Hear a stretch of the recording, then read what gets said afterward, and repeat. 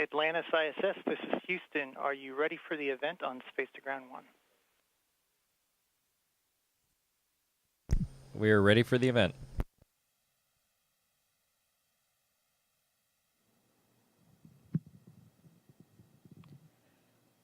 Atlantis ISS, this is Houston ACR. Please stand by for the NASA Summer of Innovation questions for students.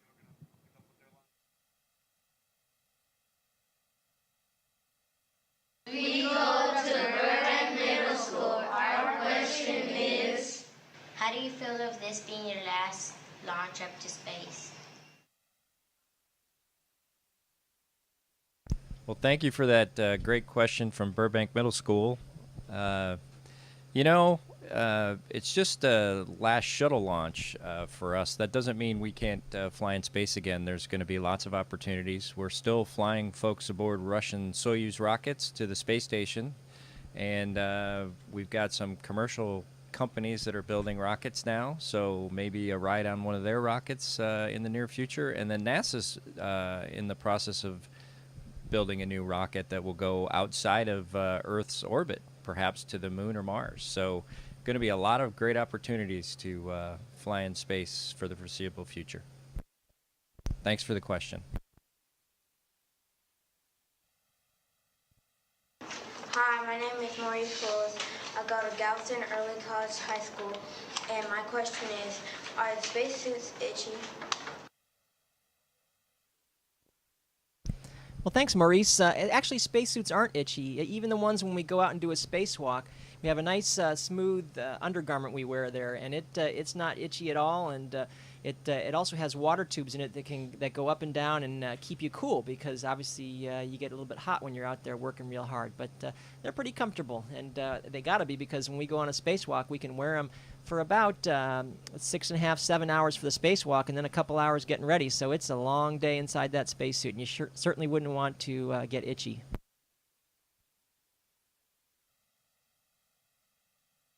Hi, my name is Reyes, and I'm from Las Cruces, New Mexico, and I was wondering how you guys replace the air that gets lost in the airlocks when you're moving in and out, and that gets soaked through the cabin walls.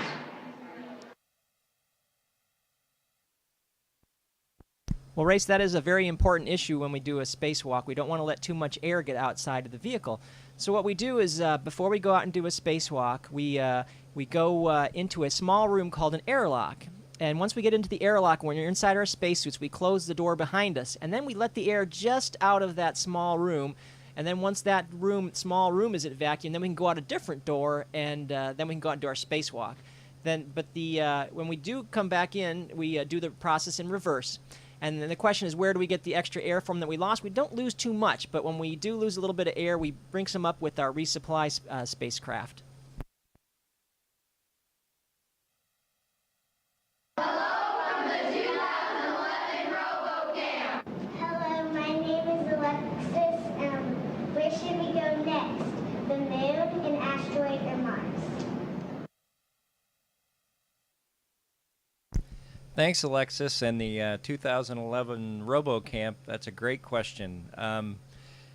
I think, me personally, I would love to go to Mars, but an asteroid or the moon would be very exciting as well, because we've done some exploration of the moon, if you remember, way back in the 60s and 70s, but we've got a long way to go there. But if I had a choice, I would love to go to Mars. Thanks for the question. Hi, my name is Carlos Gil Hernandez, and I go to Parker, but I came here to Heaven Morgan. My question is, how many pieces of trash is in space? Well, actually, there's small bits of old rocket parts or satellites and stuff like that, so there are very, very many. There's probably over 1,000. And what we do is, if a big piece comes toward the space station, we will maneuver the space station, change the orbit a little bit so that the piece of debris won't hit us. Now, there's also little tiny specks, and those we can't really see, so if they hit us, we have shielding on the outside, so it shouldn't do any damage to the space station.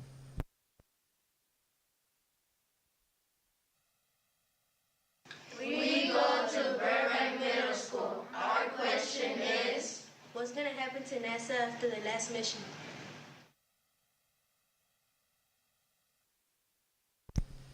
Actually, thanks for that question. NASA will be around for a long time to come. You know, we'll finish up the shuttle program here in just a few days, and then we embark on our next adventure, which is going beyond the orbit of the Earth to Mars or an asteroid or to the Moon. So we've got plenty to do. We're going to continue to fly up here on the International Space Station for at least the next 10 years or so. So we'll have crews always up here. Thanks for that question. Hi, my name is Austin Bryant at Weiss Middle School in Galveston, Texas. My question is, what kinds of food do you take into space? Well, that's a very good question, Austin. Just so happens that you caught us just before lunch, so we can show you a little bit of what we have here in space. You can eat lots of different kinds of food. Some of it is dehydrated. For instance, this is actually some spaghetti. And you can also have some stuff that comes in pouches that's kind of just basically ready to eat. So you can have vanilla pudding, for instance. That's what this is here. Or you can have some of your old favorites too, like scrambled eggs. And a lot of these require just adding some water. And so you'll see they don't look necessarily like scrambled eggs yet, but they will, and they can be pretty good. Now, the important question is how do you know whose food is whose? Well, it's very important we have color codes. So Doug, as the pilot of Atlantis, his color code is yellow, and the commander is red. Now, I see Doug here has got the commander's scrambled eggs, so let's not tell the commander that Doug stole the scrambled eggs. So you got to be careful about that. Now, we also got a drink, too, so what we have is these drink bags here. And on these drink bags, they're very easy to use. You just pop a straw in there, and then you can drink. So it works out great. This is, for instance, strawberry drink. You pop a straw in there, and you can sip it, and it tastes great. And the important thing, though, about drinks is if you just float them around with the straw open, then the drink can float all around and get all over the walls of the space station. So you got to be very careful, and they have a special valve on the top so you can close them off when you're not using them. Now, also, of course, we have to have some treats too. So, I think you guys will recognize these, some candy-coated chocolates. So it's always fun to have a little bit of candy also too, and it's fun to eat too because you can shoot them at each other. So you caught us at the right time, just about lunchtime. Those are the kind of things we eat.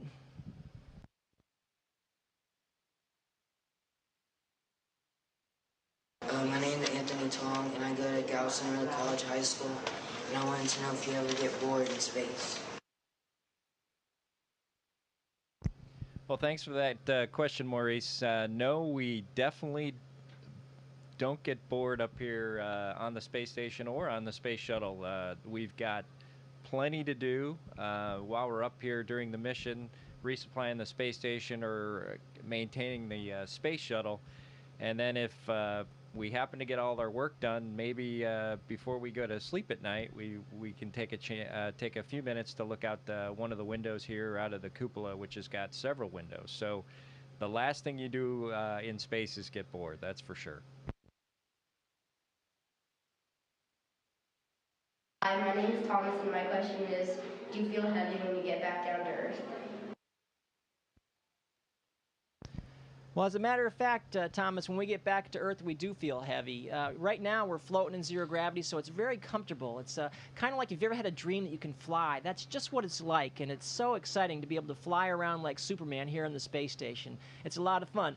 Then when you get back to Earth, boy, you pay the price because you feel really, really heavy. But you got to remember, if you wake up late at night or something and get out of bed, that you're not back on the space station. Because if you think you're back on the space station, you'll jump out of bed, try to float to go to another room, and you'll end up on the floor. So you feel very, very heavy when you get back to Earth. I'm Renee. And I'm Steven. And we're from Las Cruces, New Mexico. Our question is that if you can text or email in space or watch TV.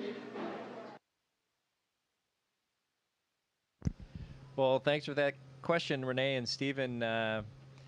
We can't really text, but we have email, and we're able to send email to our friends and family or coworkers. So we have that. And We can watch DVDs on some of the laptop computers, but we don't actually have TV up here. So we do have a lot of the things that you have on Earth, but not all of them. But we don't get a lot of chances to watch much on DVD anyway, and email is just very quick. So thanks for that question. Hi, my name is Destiny. I'm from Walheim Middle School in Galveston, and my question is, how do astronauts sleep at night? Well, Destiny, it's very fun to sleep up here at night because obviously floating, it's very, very comfortable. But you got to be careful because if we just fell asleep, we might float into another module and wake up and not know where we are. So we have sleep restraints. They're kind of like a sleeping bag, and we tie across from one wall to the other. And you can put your sleeping restraint across a wall or across the ceiling or across the floor, wherever you want to. So it's very, very comfortable. They're like sleeping bags, except they zip up so they come around your shoulders so you don't float out at night.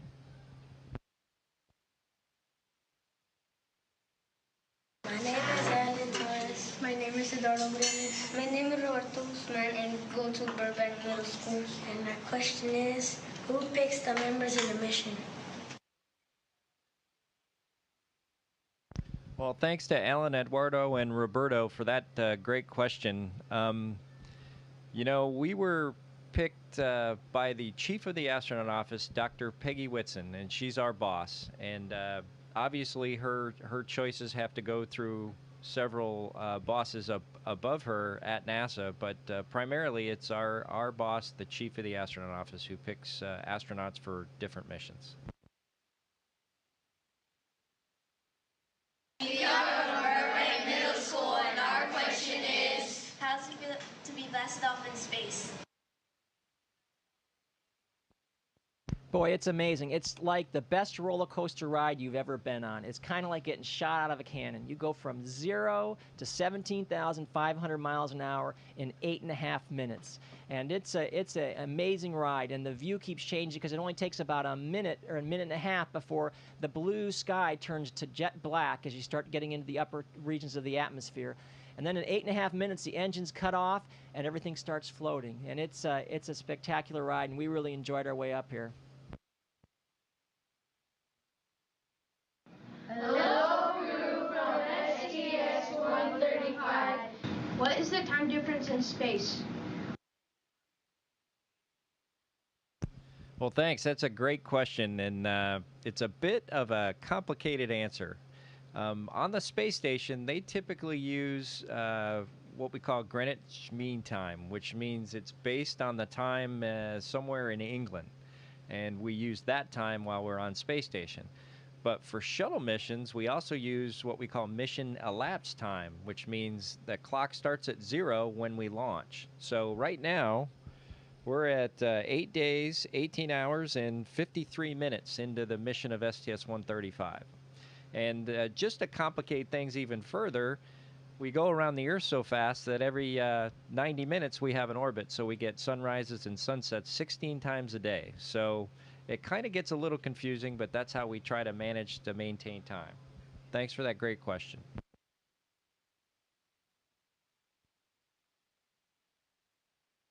Hi, my name is Kiana Joseph from Wise ECU.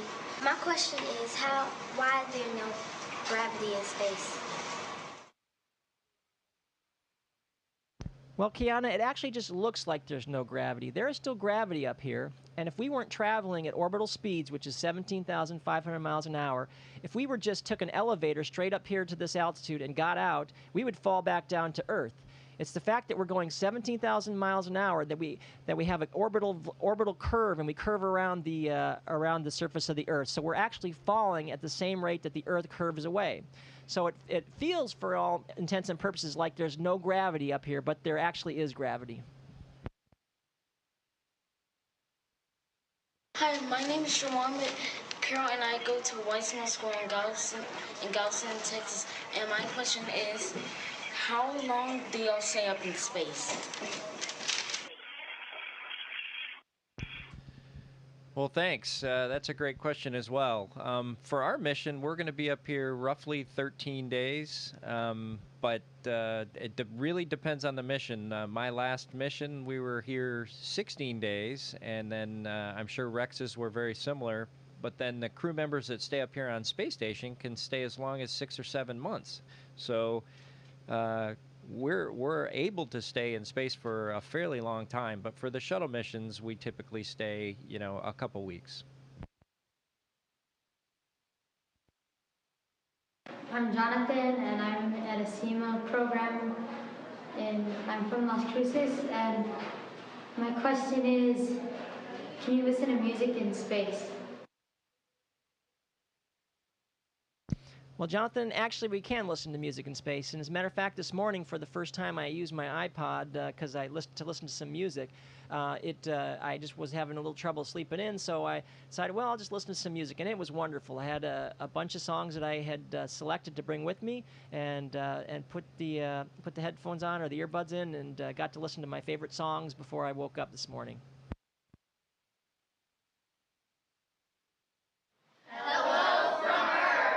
Hello, I'm Sebastian Bess. And I am Dorothy James. We are with the NASA summer camp at Vanderbilt Dyer Observatory in Nashville, Tennessee. Our campers are 5th and 6th grade students, and we have a question. How many times have meteors hit the ISS? That's a good question, Sebastian and Dorothy. No real large meteors have ever hit the ISS. As Rex said before, we have a network of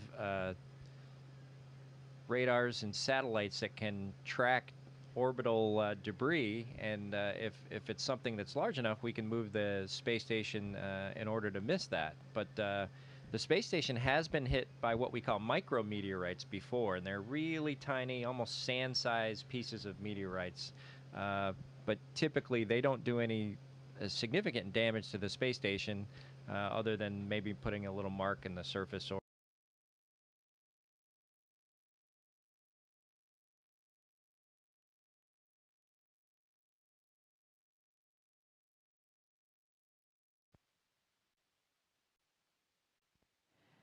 Atlantis ISS, this is Houston ACR.